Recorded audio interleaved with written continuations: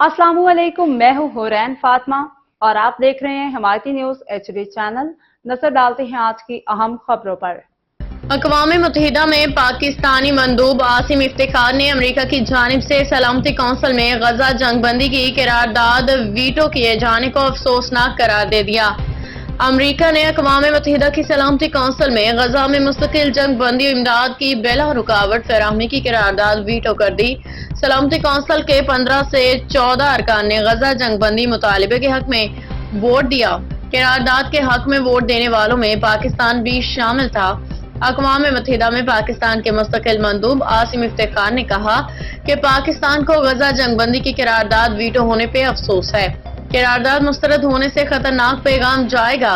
उन्होंने कहा कि गजा के हालात से बदतरीन हो चुके हैं। 54,000 से ज्यादा फलस्तीनी शहीद हो चुके हैं। जंगबंदी की करारदाद मुस्तरद होना आलमी इंसानी कवानीन की खिलाफ वर्जी है।